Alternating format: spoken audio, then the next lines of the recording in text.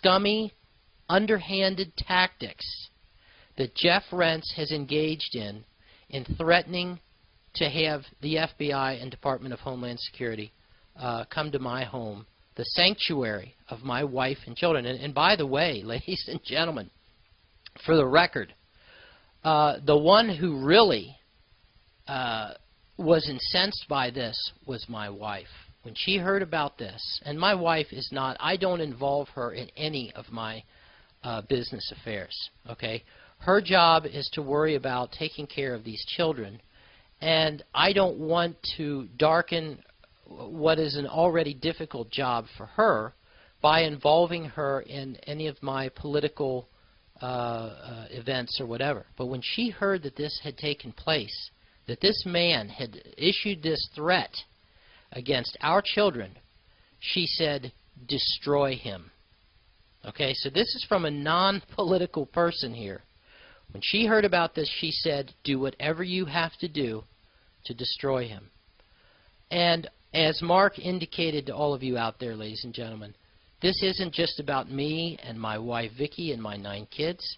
This is about all of us, because this man, if he would do this over such a seemingly insignificant event, a philosophical disagreement with someone who is, for all intents and purposes, a colleague, okay, if he would go so far as to contact the secret police and attempt to destroy my life by doing that, then what would he do if the pressure were really put on him? And like I said before, you know, people who had questions about him, they said, I think that he's a Zionist in disguise, and I would always say, no, let's not go there. Everybody's got their own eccentricities. Okay, yeah, he likes talking about UFOs and reptilians and crop circles and a bunch of other BS that doesn't have anything to do with anything we're really dealing with. Now, however, I have serious doubts, ladies and gentlemen. What do they have on him? Okay? What do they have on him that they are using to pressure him into very cleverly disguising himself as a truther, while at the same time he is just slowly but surely poisoning the water for all of us by running these anti-Islamic articles? I don't have the answer to that. All I know is that he has demonstrated himself to be dangerous, not just to me, but to all of us. He cannot be trusted. I would usually never go so far as to encourage people to boycott a certain individual within our movement, right? Even after I was let go from American Free Press by that hippo Jim Tucker, who effectively pulled the rug out from underneath me so that I couldn't put food on the table for my wife and 9 children, I never encouraged people to not go to American Free Press. When John Statmiller canceled my program, which was a terrible slap in the face given all of the time that I and Phil Turney had worked on building up that show, I never encouraged people to boycott John Statmiller's network. But I am now, ladies and gentlemen, encouraging you to stay as far away from Jeff Rense as possible, because if he did this to me, he would do it to you. Mark, we are unbelievably at the end of the program here, having gone on for at least an hour. And I just want to say before we close out the program that this was not something that I wanted to do. As I said, I try to avoid these internecine squabbles as much as possible because we have so many other things to deal with. But as I said at the beginning of the program, using as the analogy, you know, that car that this vehicle that is supposed to move us from point A to point B, there, you know, when it starts making noises, troubling noises, you better stop and do a little bit of maintenance on that. Otherwise, you may find yourself out in the middle of nowhere with no means of rescuing yourself from that position. So I'm going to have you give the last word on this before we cut the listeners loose. Well, 2 things.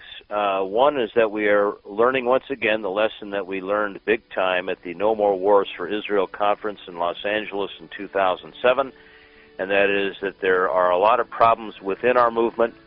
and it's caused a complete reassessment for you, Mark, and for me in regard to who we work with and who we don't, who is stable and who isn't, and who is trustworthy and who isn't, in representing the interests of American populists and conservatives around the country.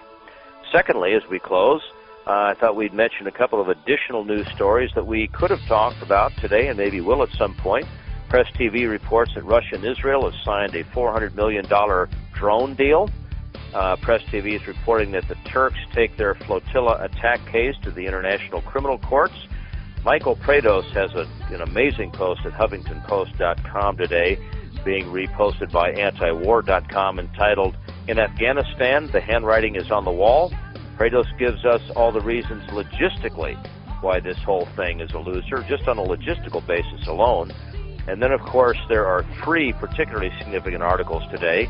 One in the Jewish press, Haaretz of Israel, Gideon Levy, talking about the Jewish Republic of Israel and what this new law means in regard to codifying Israel's status as a racist country. Francis Boyle's piece at Countercurrents is entitled "The Impending Collapse of Israel and Palestine." And finally, Dr. Lasha Darkmoon of the Occidental Observer, in her post entitled "Sex Plague," articulates the fact that it is, in fact, folks, Jews who dominate the world's $10 billion a year pornographic industry, roughly 90% of which is generated within the United States. Hopefully next time we're not dealing with people like Jeff Rense, but focusing upon the things that have each and every one of you listening to the ugly truth, and and that are gaining for us an increasingly international following as we continue to get back to business and to leave the peripheral folks behind. God bless you. All right, Mark, if you would please just hang on for a second. I want to talk to you off the air, but I need to close out the program. And there you go, ladies and gentlemen. You heard it here on this Thursday, October 14th, 2010 edition of the Ugly Truth Podcast. I apologize, ladies and gentlemen. As I said, I don't like dealing with things like this, but this is a very dangerous situation that we are facing, all of us. We have somebody in our midst who would be willing to turn us over to the very people we are risking our life, liberty, and pursuit of happiness and fighting against over something as trivial as this. This guy needs to be, you need to put as much distance between yourself and him as possible. Otherwise, you may indeed one day hear a knock at the door, and somebody on the other side of that door flashes a badge and says, "Come with us, we want to talk with you." And all because of the association that you maintained with this individual. Anyway, ladies and gentlemen, we will be back, God willing, and as soon as possible to discuss some of these important things that we are dealing with in our world. In the meantime, ladies and gentlemen, go out, do what you can to save what is left of this damaged and dying world that we're living in. If not for yourself, then certainly for those who are going to come after you. And as always, ladies and gentlemen, keep the faith. The fact of the matter is, we are coming from a country that experiences terror daily. Our purpose was to document the event. The fact of the matter is, we are coming from a country that experiences terror daily.